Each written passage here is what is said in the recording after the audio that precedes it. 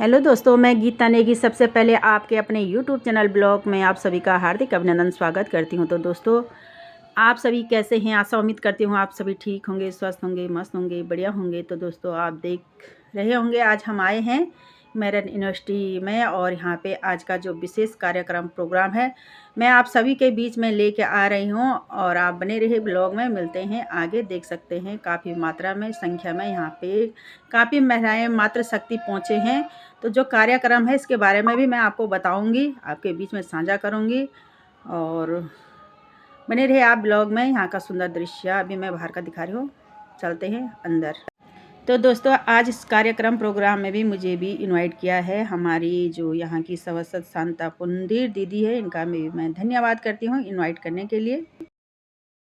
Finally दोस्तों, हम पहुंच चुके हैं यहाँ पे। आप देख सकते हैं सभी का स्वागत हो रहा है और हम अभी यहाँ पे अंदर की ओर पहुँच चुके हैं। यहाँ पे खाना पीना इत्यादि सभी की व्यवस्था की गई है। तो दोस्तों, आज का जो विशेष कार्यक्रम प्रोग्राम है आप सभी देख सकते हैं। यहाँ पे श्री तीर्थ चैरिटेबल ट्रस्ट व भाजपा नेत्री द्वारा कार्यक्रम प्रोग्राम किया गया है। विचार गोष्ठी के रूप में पूजा बंसल जिन्होंने आज के कार्यक्रम में सभी मातृशक्तियों को यहाँ पे आमंत्रित किया है। तो दोस्तों, हम भी पहुँच चुके हैं हॉल में और अभी हम दिखाते हैं आपको यहाँ का कार्यक्रम प्रोग्राम।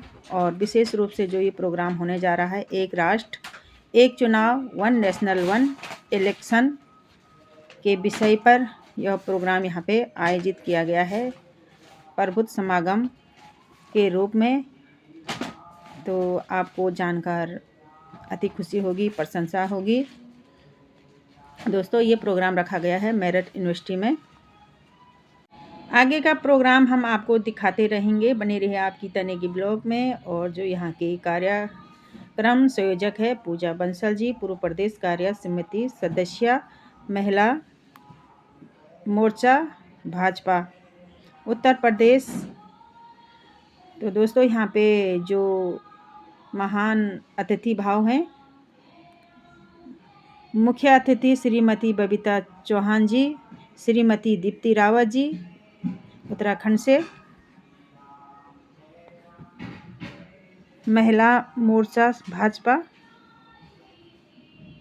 और कार्यक्रम अध्यक्ष हैं श्रीमान विवेक रस्तोगी जी, महानगर अध्यक्ष भारतीय जनता पार्टी।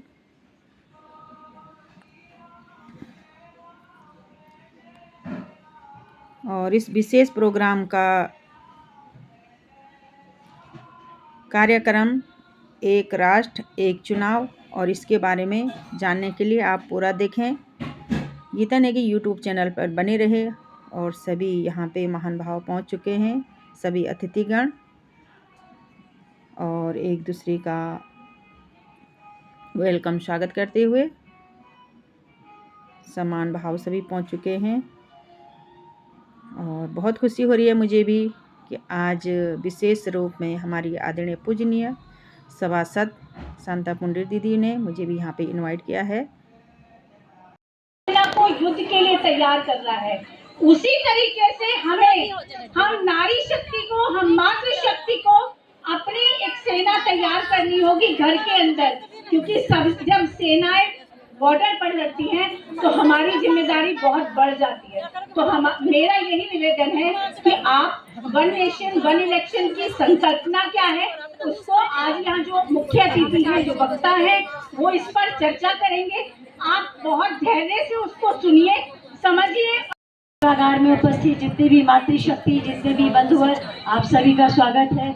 समाज में विभिन्न क्षेत्र में कार्य, चाहे वो डॉक्टर्स हो, एडवोकेट हो, हमारी शिक्षिका महोदय हैं, हमारी महिला मित्र हैं, आप सभी का हार्दिक अभिनंदन है, स्वागत है। जिन बहनों को लगता है आरोग्यम सुख संपदा द्वेष बुद्धि विनाशाय आत्मज्योति नमोस्तुते आत्मज्योति प्रदीप्ताय ब्रह्मज्योति नमोस्तुते ब्रह्मज्योति प्रदीप्ताय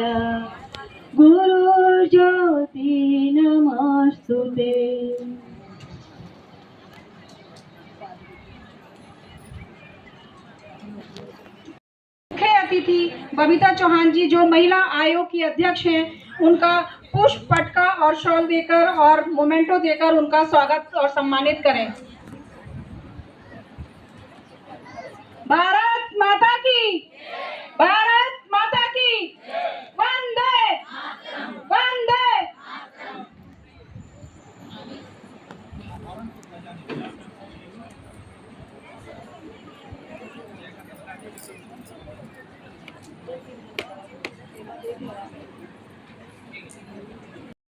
विचार गोष्ठी में आप सभी मातृशक्ति का बहुत बहुत स्वागत, वंदन, अभिवंदन करती हूँ।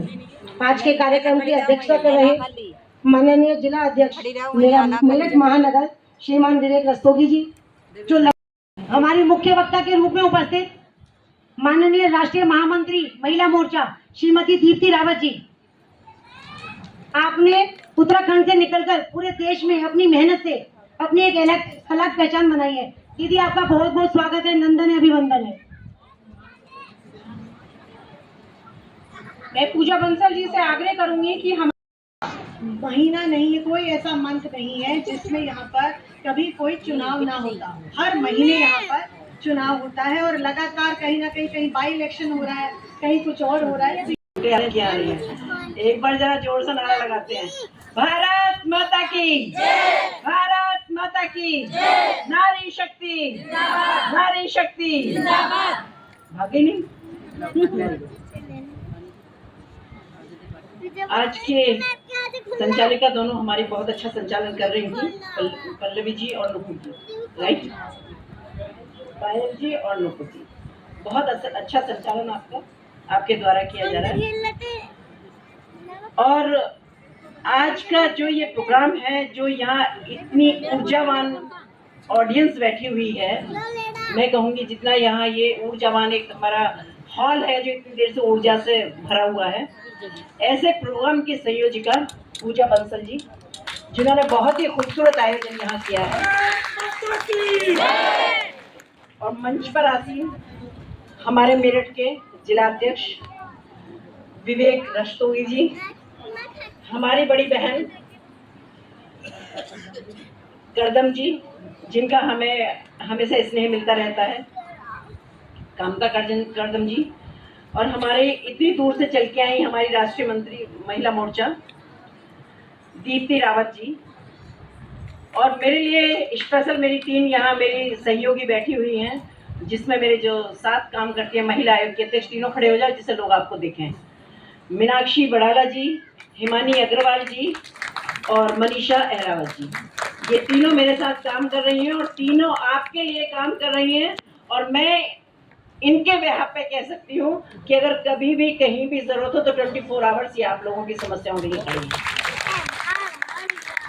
और यहाँ उपस्थित सारी बहनें इसलिए क्योंकि अभी मैं आपसे रूबरू नहीं हुई तो मुझे नहीं पता, लेकिन मुझे आप लोगों को देख के बहुत अच्छा लग रहा है कि यहाँ इतनी अच्छी बहनें और इतनी जागरूक समाज की बहनें यहाँ उपस्थित हैं।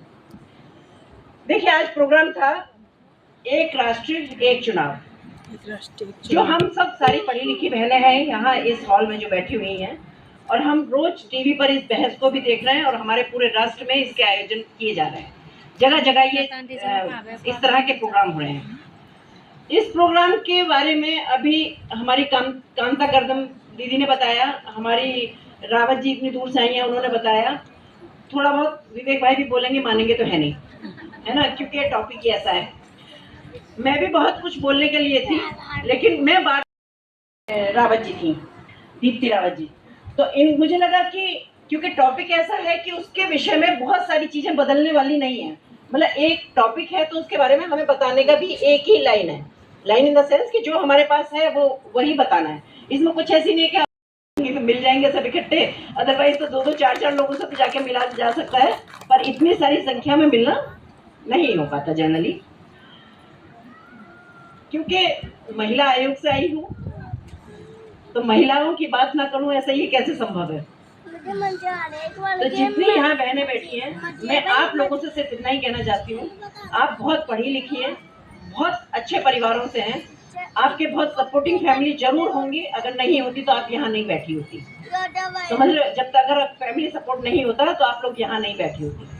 तो आपके माध्यम से मैं इतना जरूर कहना चाहती हूँ, देखिए हम उत्तर प्रदेश के बहनें हैं सारी। उत्तर प्रदेश की आबादी 25 करोड़ है। कितनी है? 25 करोड़। उत्तर प्रदेश भारत का सबसे बड़ा राज्य है, सब जानती है? सब जानते हैं कि नहीं जानते? सब जानते हैं? अरे बोलो, नहीं जानते तो सुन लो कि सबसे बड़ा राज्य उत्तर प्रदेश है। और उत्तर प्रदेश की आबादी कितनी है? 25 करोड़। कितनी आबादी है? 25 करोड़। 25 करोड़। 25 करोड़ के तो कितने तो देश ऐसे हैं जिनकी आबादी नहीं है, देशों की आबादी नहीं है, ये आपके राज्य की आबादी है। 25 करोड़ की आबादी, जिसमें 12.5 करोड़ की आबादी किसकी है? आप लोगों की। आप लोगों से मतलब महिलाओं की। अगर महिलाओं की आपकी आबादी है तो इसलिए जैसा भी कांता दीदी ने बताया कि हमारे माननीय प्रधानमंत्री जी ने 33% आरक्षण की सिफारिश की, अब तो लागू जैसा ही हो गया। तो मैं आप लोगों को बिल्कुल बताना चाहूंगी कि हम सब सौभाग्यशाली हैं कि हम ऐसे नेतृत्व में काम कर रहे हैं, माननीय प्रधानमंत्री जी। और उत्तर प्रदेश की अगर बात करूं तो माननीय योगी आदित्यनाथ जी। क्योंकि जैसा भी बताया, क्योंकि कुछ कुछ चीजें ऐसी होती हैं जो छूनी पड़ती हैं। हालांकि मुझे विवेक भाई ने कहा कि देखो थोड़ा कम बोलना, जल्दी आ जाना, लेकिन मैं अपनी बात ना रखूं ये कैसे हो जाएगा। पर फिर भी मैं आपसे वायदा करूंगी कि मैं आपसे बहुत जल्दी और जल्दी मिलूंगी फिर से। तो क्योंकि हम आधी आबादी हैं तो निश्चित रूप से हमारे घर की बहन बेटियां हमारे सब हर फील्ड से जुड़ी हुई हैं। वो चाहे नौकरी में है, चाहे वो बिजनेस में है, चाहे वो कुछ भी कर रही हैं, लेकिन हर फील्ड में हमारी आज तो मिसाइल हमारी बहनें उड़ा रही हैं। हमें बहुत गर्व है इस बात का कि हिंदुस्तान की महिलाएं बहुत आगे जा रही हैं। देखिए अभी उन्होंने बताया कि एक नारा दिया था माननीय प्रधानमंत्री जी ने जब ओथ ली थी 2014 में कि बेटी बचाओ और बेटी पढ़ाओ। कितने लोगों ने सुना है वो नारा? यस, क्योंकि वो जो उन्होंने स्लोगन दिया था वो हमारे ऊपर ही लागू हुआ। हम जितनी यहाँ माताएं बैठी हुई हैं, शायद बहुत सारी वजह इसकी रही होंगी। मैं बहुत डीप में नहीं जाऊंगी क्योंकि ये टॉपिक ऐसा है कि अगर मैं पूरे दिन भी चर्चा करूं तो शायद खत्म ना हो। शायद उसकी वजह ये रही होगी क्योंकि महिलाएं बहुत सिक्योर नहीं थी। बहुत जब घर में लड़की पैदा होती थी तो एक माँ बाप को ये भी चिंता होती थी कि यार लड़की है, बड़ी होगी, स्कूल जाएगी, इसकी सुरक्षा की टेंशन होगी। जो थोड़े कमजोर वर्ग था उनमें होता था कि इतना पैसा कहाँ से आएगा। लड़कों तो सोचते हैं कि अगर पढ़ा देंगे तो कमाएगा, घर चलाएगा। लड़की है, शादी अगर पढ़ लेगी तो शादी होकर दूसरे घर में चली जाएगी, ये मान्यता थी। तीसरी एक थी कि दहेज प्रथा का भी बहुत ज्यादा चलन था। अब तीनों चीजों की बात मैं करूं तो मैं फिर से एक बार माननीय प्रधानमंत्री जी और उत्तर प्रदेश की अगर बात करूं तो माननीय मुख्यमंत्री योगी आदित्यनाथ जी का मैं बहुत बहुत हृदय से आभार व्यक्त करना चाहती हूं आप सबकी तरफ से भी, क्योंकि उन्होंने जो सुरक्षा महिलाओं को दी है और माननीय प्रधानमंत्री जी ने जो जितनी भी चाहे वो सुविधा सरकारी सुविधाओं के लिए हो या जिसके लिए जितना महिला सशक्तिकरण पर काम हुआ है, मुझे लगता है उससे पहले तो कभी सोचा भी नहीं था। अगर मेरठ की भी बात करूं या मैं और बहुत सारे ऐसे जिले हैं जहाँ की बात करूं कि वहां बेटियों को स्कूल भेजने में भी ये सोचते थे कि ये पता नहीं भेजें नहीं भेजें। बेटियों की बात छोड़ो, लड़कों का और व्यापारी वर्ग का भी इतना नहीं होता था कि वो जाएंगे लड़के भी कि वहां से वापस आएंगे या कभी फिरौती के कभी फोन आ जाएगा हमें। इस तरह की गुंडागर्दी थी। तो ये सोच के शायद घर में सोचा जाता था कि भगवान इससे तो लड़कियां ना हो तो अच्छा है। पर हम लड़कियों का, हम महिलाओं का ये जो दौर हमने देखा है ये बहुत ही खूबसूरत दौर है और इस वक्त महिला सशक्तिकरण का दौर है। इसमें हमारी सरकारें भी बहुत काम कर रही हैं। अगर कमजोर वर्ग की भी बात करूं, ये मैं आप लोगों को इसलिए बताना चाहती हूँ कि आप बहुत जागरूक हैं, पढ़ी लिखी महिलाएं यहाँ बैठी हुई हैं, कि आप अपनी बात को थोड़ा आगे तक भी लेके जाएं। आगे तक इसलिए कि जैसे मैंने बताया कि 12.5 करोड़ की आबादी महिलाओं की है। अगर महिलाओं की है तो हर महिला तक हमारा पहुंचना भी जरूरी है। मेरा ये प्रयास है, मैं आपको सच बता रही हूँ कि मैंने ये कसम खाई है। पद तो आते हैं और चले जाते हैं, एक लिमिट होती है, ठीक है, कोई कितने साल का होता है, कोई कितने साल का होता है। लेकिन मेरा ये अपने आप से भी वायदा है, किसी से नहीं, कि जब तक मैं लास्ट की महिला को नहीं जगा दूंगी तब तक चैन से नहीं बैठूंगी। ये मेरा खुद का वायदा है और इसमें जब तक आप लोग मेरा सहयोग नहीं करेंगे मैं शायद कामयाब नहीं हो पाऊंगी। मैं बहुत दर्द के साथ, बहुत पीड़ा के साथ ये बात आप लोगों से कहना चाहती हूँ कि आप इस जागरूक समाज की बहुत जागरूक बहनें यहाँ बैठी हुई हैं और मैं चाहती हूँ कि अपना थोड़ा थोड़ा योगदान समाज में जरूर दें। समाज में महिलाओं को उनके अधिकार बताने के लिए, उनको जागरूक करने के लिए, बेटियों को उनकी शिक्षा के लिए, उनके अधिकार बनाने के लिए उनको जरूर आप आगे बढ़ाएंगे। लेकिन फिर मैं एक बात कहती हूँ कि जो हमारी युवा पीढ़ी है, चाहे वो लड़के हैं या लड़कियां हैं, देखिए लड़के लड़कियां पुरुष और महिला दोनों समाज के बहुत ही मुख्य अंग हैं। दोनों के बगैर इस समाज की कल्पना भी नहीं की जा सकती। और दोनों ही एक गाड़ी के दो पहिए हैं। अगर दो पहिए में एक गाड़ी का पहिया पंचर होगा या छोटा होगा और एक सही होगा तो गाड़ी का बैलेंस नहीं बन सकता। इसलिए इस समाज में अगर पुरुष और महिलाओं के अधिकार, उनको अपने जानने के, अपने जानना मतलब उनको सामाजिक होना, अगर ये सारी चीजें जागरूकता नहीं होगी तो निश्चित रूप से ये गाड़ी कभी सही चल ही नहीं सकती। तो इसकी जिम्मेदारी आपके ऊपर भी बनती है कि आपका कर्तव्य है कि आप इतनी पढ़ी लिखी और एक अच्छे परिवारों से यहाँ आई हुई हैं, क्योंकि भगवान भी कहते हैं ना, किसी की किस्मत थोड़ी कमजोर होती है और किसी की किस्मत थोड़ी ठीक होती है। तो हम सब यहाँ शायद एक अच्छी किस्मत भगवान ने दी है और हम एक अच्छे परिवारों में हमने जन्म लिया है, जिसके नाते हमारे माँ बाप ने, हमें पेरेंट्स ने पढ़ाया भी और आगे बढ़ाया भी। पहली बात, हमारी माँ ने हमें पैदा किया, हमारे पिताजी ने हमें पढ़ाया और हमें आगे बढ़ाया। अब आगे हम शायद अपने हुनर से भी बढ़ रहे हैं क्योंकि हमारे संस्कार ऐसे थे। मैं आप सबसे इतना जरूर कहना चाहूंगी कि बेटियों या बेटे हो, मैंने जिस बात की कि हम अच्छे समाज की कल्पना नहीं की सकते, थोड़ा सा ध्यान जो, क्योंकि ये मैं अपने से रिलेटेड, अपने मतलब अपने डिपार्टमेंट से रिलेटेड महिला आयोग से कह रही हूँ कि जिसको मैं पूरे दिन फेस करती हूँ, जिसको मेरे सदस्य, जिसको सब पूरा टाइम फेस करते हैं हम, वो ये है कि कहीं ना कहीं थोड़े से परिवारों में संस्कारों की कमी आती जा रही है। और ये हमारा सबका दायित्व है, क्योंकि लगभग हम सब सेम एज के लोग यहाँ बैठे हुए हैं और हमारा ये दायित्व है कि हम अपने परिवारों को थोड़ा संस्कारित करें। थोड़ा हम महिलाओं को भी, क्योंकि भारत की अगर संस्कृति पहचानी जाती है तो वो हमसे पहचानी जाती है, हमसे मतलब महिलाओं से पहचानी जाती है। तो क्योंकि आपकी संस्कृति इतनी बड़ी है कि जो आपने देखा ना, कई बार गोरी गोरी अंग्रेज आती हैं लेकिन वो भी साड़ी पहनना, बिंदी लगाना, चूड़ी पहनना, और वो हमारे संस्कारों को फॉलो करने की कोशिश करती हैं। तो आपकी संस्कृति और आपके संस्कार इतने मायने रखते हैं भारत में। धन्यवाद पायल जी। एक तो बिना मातृशक्ति के इस सृष्टि का निर्माण संभव ही नहीं था। ऐसी मातृशक्ति के कार्यक्रम में सर्वप्रथम मैं आपको हाथ जोड़कर आपका वंदन और अभिनंदन करता हूं। आज के एक राष्ट्र एक चुनाव के इस कार्यक्रम में, इस कार्यक्रम की मुख्य अतिथि श्रीमती बबीता चौहान जी, जो महिला आयोग के उत्तर प्रदेश की अध्यक्ष भी हैं, हमारे बीच में दिल्ली से चलकर आई, उत्तराखंड के सुदूर गांव की रहने वाली आदरणीय दीप्ति रावत जी, और ये मेरठ की क्रांति धरा यहाँ की महिलाओं से मेरा निवेदन है कि जोरदार ताली से स्वागत करेंगे। राष्ट्रीय महामंत्री महिला मोर्चा आदरणीय दीप्ति रावत जी। इस कार्यक्रम के माध्यम से इन महान विभूतियों का और आप सबका दर्शन करने का अवसर जिन्होंने हमें प्राप्त कराया, ऐसे इस कार्यक्रम की संयोजक बहन पूजा बंसल जी, और जिनके साथ हमने लंबे समय से काम किया, मेयर का चुनाव भी लड़ी, राज्यसभा की निवर्तमान सदस्य हमारी बहन आदरणीय कांता करदम जी,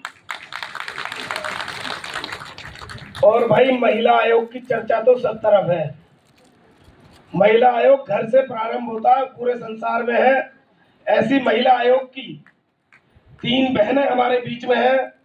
हिमानी जी शायद कहीं चली गई, हिमानी जी, मनीषा अहलावत जी, बहन मीनाक्षी बराला जी। ये जो कार्यक्रम एक राष्ट्र एक चुनाव के हो रहे हैं, इसमें हमारे मेरठ महानगर के जो समन्वयक हैं, वरिष्ठ कार्यकर्ता जिनको समझ बूझ हो, ऐसा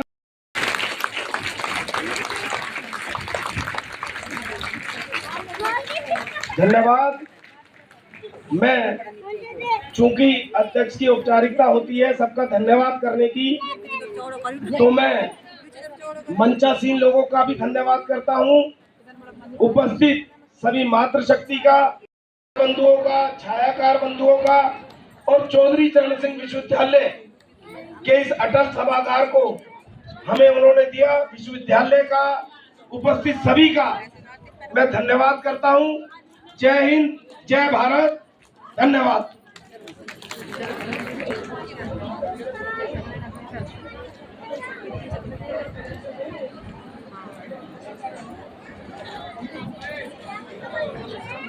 धन्यवाद। कहते हैं बात निकलेगी तो दूर तलक जाएगी। राजनीतिक, प्रशासनिक, संवैधानिक सहमति होगी तो यह क्रियान्वयन जरूर होगा। एक राष्ट्र एक चुनाव। भारत माता की, भारत माता की।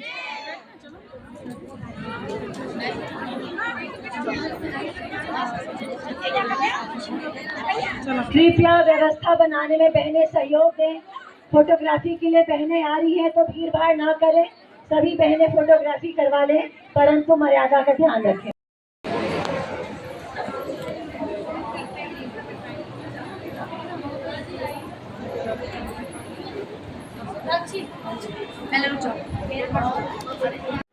तो दोस्तों आज का कार्यक्रम प्रोग्राम आप सभी ने देख ही लिया होगा। तो दोस्तों अब हम निकल चुके हैं घर के लिए। बताना आज का प्रोग्राम आप सभी को कैसे लगा और इस बारे में आपको क्या जानकारी हुई, और कमेंट बॉक्स में आप ज़रूर बताएं। देख सकते हैं हमारी सारी बहनें हम साथ साथ जा रहे हैं घर के लिए।